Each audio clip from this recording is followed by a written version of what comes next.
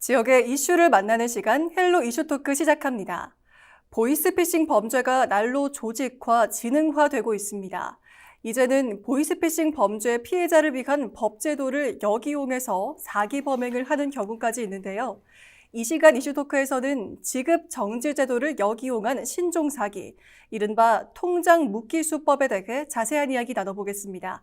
안형진 변호사와 함께합니다. 안녕하십니까? 네, 안녕하십니까? 네, 반갑습니다. 네. 네, 보이스피싱 피해 구제 제도를 악용한 신종 사기, 이른바 통장 묶기 수법이 확산하고 있습니다. 시민들의 피해가 속출하고 있다는데 현재 발생 현황과 실태가 어느 정도 됩니까? 네, 일단 통장 묶기 수법이 뭔지 좀 알아볼 필요가 있는데요. 네. 지급 정지 제도를 역이용 내지 악용해서 일단 타인의 계좌에 일정 금액의 금원을 송금한 다음에 그것을 보이스피싱으로 오히려 신고를 해서 타인의 그 계좌를 이제 지급 정지 시켜버리는, 전체 다 묶어버리는 것을 이른바 통장 묶기 수법이라 네. 이렇게 이제 칭하는데요. 현황을 좀 살펴볼 필요가 있습니다. 금융감독원 자료에 따르면 지급 정지에 관한 통계가 있는데, 일단 이건 지급 정지지 보이스피싱 이건 아닙니다. 보이스피싱 피해 구제 신청으로 인해서 지급이 정지된 계좌의 수는 2023년 31,275건, 네. 2024년에 36,564건이었는데 2025년에 이제 폭증합니다. 한 68,555건으로 굉장히 급증했는데요. 이렇게 증가된 이유는 보이스피싱 범죄가 많이 이제 늘었다. 이것도 원인이 될 수 있겠고, 또 보이스피싱 범죄에 대해서 어떻게 대응할지, 즉 지급 정지 제도가 홍보가 많이 돼서 또 피해자들이 빨리빨리 이제 이렇게 대응을 강구하는 그런 측면도 있다고 보이고요. 그런데 이러한 지급 정지 사례 중에서 과연 어느 정도 범위가 이른바 통장 묶기로 악용되고 있는지에 대해서는 사실상 보도도 그렇고 정부도 그렇고 어느 정도인지에 대해 정확한 통계가 아직 안 나와 있습니다. 네. 그래서 보도도 되고 심각하다 나오는데 정작 현황 파악에는 좀 약한 측면이 있어서 일단은 현황을 좀 정확히 파악하는 정부 차원의 노력이 좀 필요한 그런 국면으로 보입니다. 네. 범죄자들은 피해 사실을 입증할 소명 자료 없이 단순 신고만으로 계좌가 정지된다는 점을 노린 건데, 이 해당 제도에 구체적으로 어떤 맹점이 있는 건가요? 그렇습니다. 지금까지는 이제 보이스피싱의 피해에 대해서 그 심각성을 많이 알려졌고 정부도 이를 중심으로 대응하다 보니까 또 너무 강하게 하다 보니 이제 맹점 내지 부작용이 생기고 있는데요. 네. 보이스피싱이 다른 곳에 빠져나가기 전에 그 계좌를 묶는 게, 신속히 묶는 게 굉장히 중요합니다. 이른바 골든타임인데요. 그래서 복잡한 자료 소명을 하지 않고서라도 신고 내지 전화로 신속하게 묶이는 그런 특성이 있습니다. 피해자 보호를 위해서 신속성을 강조한 그런 제도의 특성이 있는데요. 이것이 장점이자 또 맹점으로 또 작용을 합니다. 마음만 먹으면 별다른 어떤 소명자료 없이 타인의 계좌를 묶어버릴 수 있다는 것이죠. 네. 이러한 소명자료 없는 신속한 지급정지 절차에 이제 법적 근거는 물론 있습니다. 바로 전기통신금융사기 피해 방지 및 피해금 환급에 관한 특별법인데요. 이른바 통신사기 피해 환급법이라고 합니다. 구체적인 법조항은 3조에 이제 피해 구제 신청 등이 있고 4조에 지급 정지에 명시되어 있는데, 해당 조항의 핵심이 뭐냐면은 보이스피싱 피해자가 피해 구제를 신청하거나 또는 금융기관이 자체적으로 보이스피싱에 이제 이용되었다라고 의심할 사정이 있으면은, 인정되면은 금융기관은 별도의 소명이나 복잡한 절차를 거치지 아니하고 바로 피해 금액이 인출되거나 이체되지 않도록 즉시 해당 계좌에 대해 전면적인 이제 지급금지 조치가 가능하다는 것인데요. 범죄자들은 바로 이 피해 보호를 위한 강력한 장치를 자기들이 이제 무기로 악용하는 거죠. 네. 수법은 좀 알아보면 이제 이해가 좀 더 가실 텐데요. 먼저 타깃으로 삼은 계좌에 일부러 돈을 일정 부분 송금을 합니다. 많은 돈을 송금하는 건 아니고 금액은 한 번에 10원이나 20원 또는 10,000원 이 정도 소액 송금을 합니다. 1원이어도 상관이 없는데요. 그렇게 소액을 한 번 또는 여러 번 송금을 일단 합니다. 그런 다음에 은행이나 금융당국 등 연락해서 내가 보이스피싱을 당했으니 그쪽 계좌를 동결해달라, 이렇게 신고 내지 요청을 하는 거죠. 그러면 은행은 그 앞서 말씀드린 규정에 따라서 전면적으로 은행 계좌를 이제 동결시키는 거거든요. 네. 이 과정에서 맹점이 좀 드러나는 거죠. 단 10원만 입금이 되었더라도 허위 신고가 들어가면 그 계좌 전체를 묶어버립니다. 다시 말하자면 그 계좌에 1억이 있든 2억이 있든 10억이 있든 간에 전체를 동결시킨다는 그런 맹점이 있습니다. 심지어 그 통장 하나로 끝나는 게 아니고 그 사람의 명의로 있는 통장, 그 은행 및 다른 은행까지 묶여버리는 그런 경우도 있습니다. 그래서 한꺼번에 이제 중단이 되어버린다는 건데요. 그러니까 범죄자들은 증빙서류 한 장 없이 단돈 몇백 원, 몇천 원으로 그 사람 명의의 그 계좌뿐만 아니라 다른 계좌, 다른 은행까지 이렇게 묶어버릴 수 있는 그런 네. 이제 상황을 이제 악용한다. 이렇게 보시면 될 것 같습니다. 네. 그렇다면 허위로 피해 신고를 한 범인을 신속하게 검거해서 이 사태를 해결할 수는 없을까요? 이게 보이스피싱 범죄들이 다 그렇지만 신속한 검거가 어렵습니다. 네. 왜냐하면은 일단은 그 메신저 등을 이용할 때 추적하기 어려운 그런 메신저를 이용하고 또 계좌 명의인도 다른 어떤 빌려와서 하는 경우가 있기 때문에 사실상 참 추적이 어렵습니다. 네. 그래서 검거가 계속 지연되는 그런 현실인데요.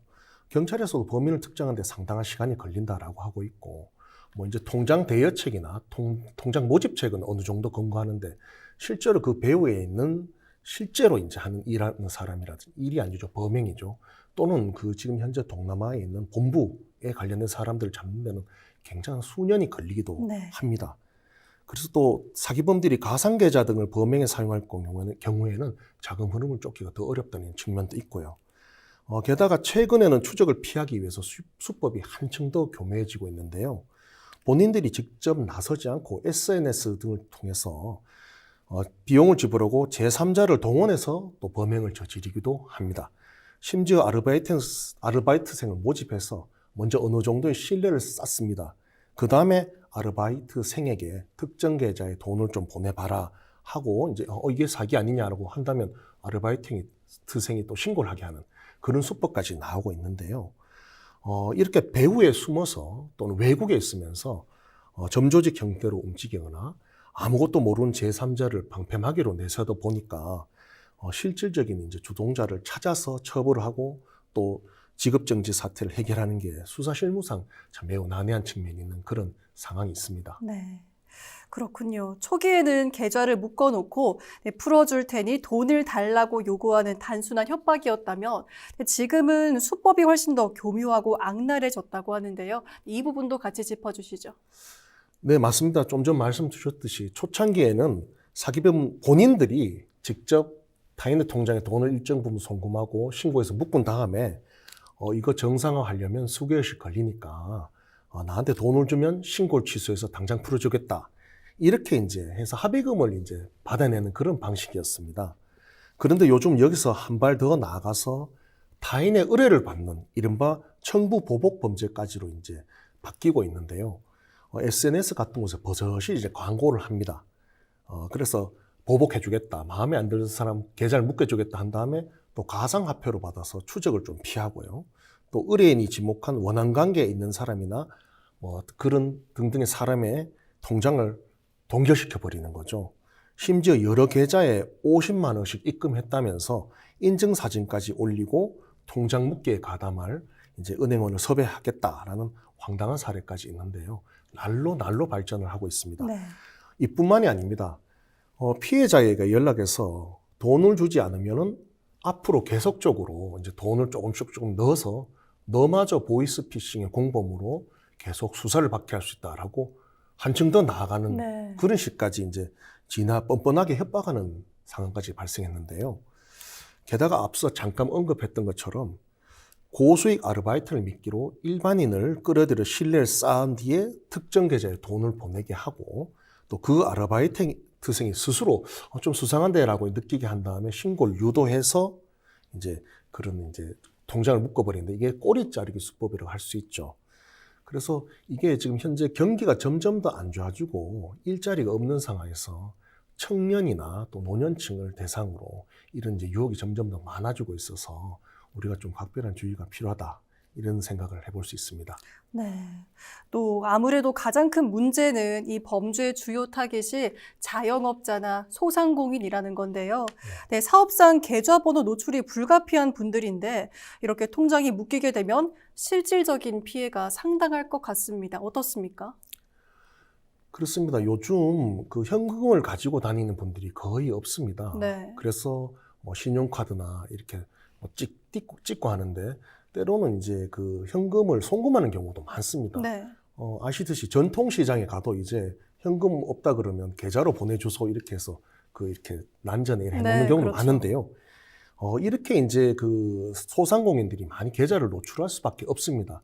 그런데 그 계좌에 또 많은 돈이 들어오니까 그 계좌를 통해서 사업 자금도 이제 하고 뭐 물품 대금도 결제하고 각종 이자도 내고 하거든요. 그래서 그 계좌가 묶여버리니까 진짜 생계를 위협하는 치명적인 일이 됩니다. 네. 그래서 이것이 이제 생계도 위협하지만 대출 이자도 못 내게 돼요. 그럼 신용 등급도 낮아지고 굉장히 큰 피해가 있는데요. 아까 말씀드렸듯이 통장이 묶인다는 게 단순히 500원 송금해서 500원만 못 찾는 그런 문제가 아니라 전면적으로 전부 다가 계좌가 동결되어 버립니다. 당장 거래처 결제대금을 못한 연체가 발생하고 지금 월급조차 못 주는데요. 이게 각종의 피해로 다 번져나가는 거죠.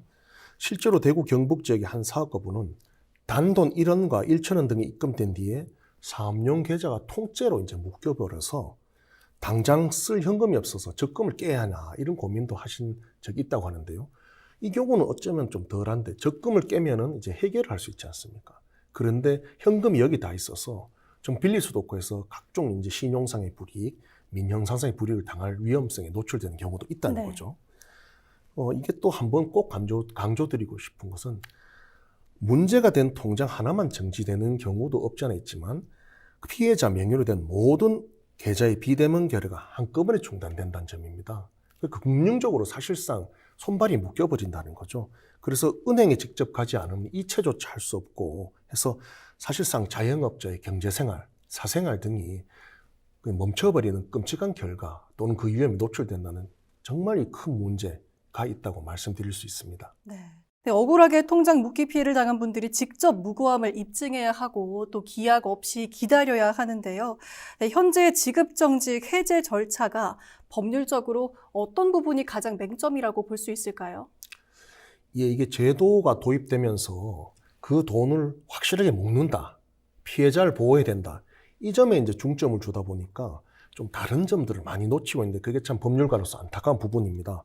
일단 누군가의 악의적인 신고로 통장에 묶여버리면은 이 계좌가 범죄에 전혀 무관하다라는 사실을 그 묶인 피해자가 스스로 입증하거나 소명해야 된다.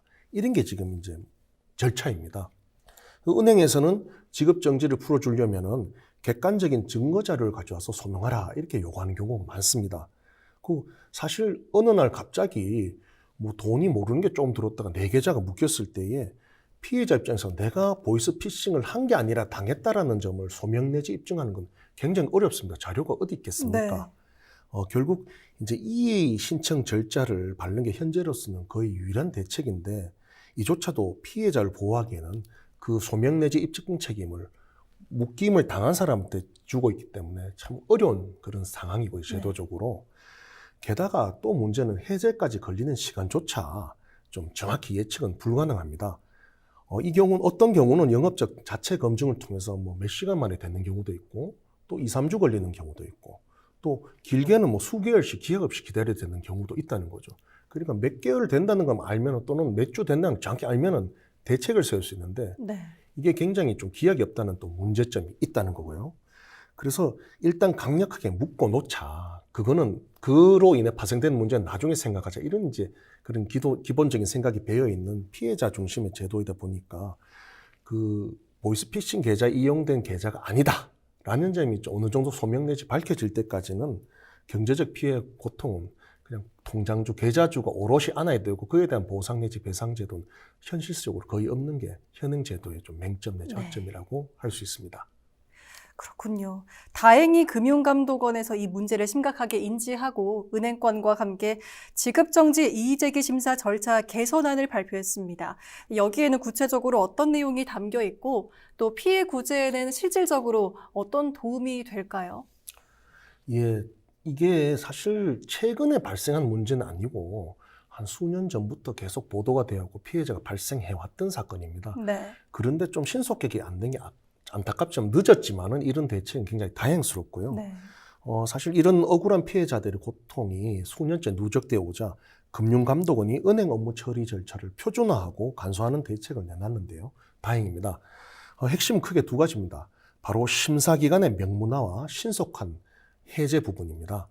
우선 억울하게 계좌가 묶인 명인이 소명자료를 충분히 갖추어서 이의 제기를 하면 은행은 5영업일 이내에 심사 결과를 통보하도록 규정했습니다. 5영업일이라는 건 영업하는 날짜 기준으로 5일이 그 안에 하라 이 얘기인데요.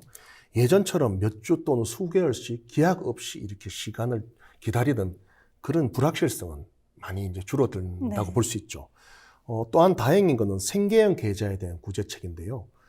입금된 금액이 소액이고 과거에 지급 정지된 이력이 없으면은 무엇보다 입출금 내역이 생계나 사업에 관련된 것이 명확하다면은 절차를 대폭 간소하기로 한 것인데요. 문제는 이제 그 소액 입금액만 묶어두고 통장에 남아있는 나머지 금액은 곧바로 지급 정지를 풀어준다. 이것이 요체입니다. 실효성 측면은 상당히 의미 있는 진전이라고 볼 수 있고요. 그동안 소상공인분들은 단돈 1원 또는 10원, 1000원 때문에 수백, 수천, 많게는 수억 원이 대책 없이 이제 묶여버리는 그런 이제 또 기약 없이 묶여버리는 그런 피해를 당했습니다. 월급도 못 주고 대출금 연체도 발생했는데요. 이제 최소한 문제의 금액을 제외한 나머지 돈은 자유롭게 융통할 수 있게 되니까 이런 이제 애로들은 어느 정도 이제 앞으로 개선이 될 수 있다. 네. 이렇게 보입니다. 애초에 소액 입금만으로 계좌 전체가 동결되는 이 현행 제도의 근본적인 개편이 필요하다는 지적이 많습니다. 네, 변호사님께서 보실 때는 법률적으로 어떤 부분의 개선이 반드시 필요하다 보십니까? 그렇습니다. 간소화 조치가 굉장히 효율적인 건 맞는데 네. 어디까지나 이제 법령이 아니라 조치라는 점에 좀 한계가 있습니다. 네. 다시 말해서 법률로서 전국적으로 표준적으로 처리를 하고 강제성을 부여해야 된다. 이 점이 좀 문제인데요. 사실 수회 강조드리지만은 보이스피싱 범죄 사회적 해악이 워낙 크다 보니까 기존 제도가 피해자 보호에 치중해서 계좌 전액 동결이라는 아주 강력한 효과를 부여하도록 그렇게 되었습니다. 이제는 좀 합리적으로 좀 제도 개선해야 될 시점이 오고 말았는데요. 왜냐하면 이 제도 때문에 오히려 피해자가 발생을 하고 그게 크니까요. 가장 먼저 무조건 계좌 전체를 묶어버릴 것이 아니라 피해 금액으로 신고된 부분에 한해서 또는 그 금액의 1.5배라든지 2배 정도로 한도를 둬서 정지시키는 그런 방안을 이제 적극적으로 검토해야 되는 단계에 왔습니다. 그걸 법령으로 정해야 된다는 건데요. 네. 예를 들어서 현행 민사소송 제도에도 가압류할 때, 은행 계좌 가압류할 때에도 무작정 다 묶어버린 게 아니라 예를 들면 압류 금지 부분은 또 묶지 못하고요. 또 최고액을 정해서 압류하거든요. 그게 합리적이죠. 이와 마찬가지로 보이스피싱 신고가 접수될 경우에도 딱 그 신고된 액수나 또는 합리적인 한도 내에서만 이제 이체가 안 되도록 묶는 그런 법령상의 이제 개혁이 필요하다. 이렇게 좀 말씀드릴 수 있고요. 두 번째는 그렇습니다. 지급 정지 해제 기한에는 법령 정비가 좀 분명히 될 필요가 있습니다. 좀 전에는 그 금감원의 조치인데 이것이 법령화되고 강제화될 필요가 있다는 거고요.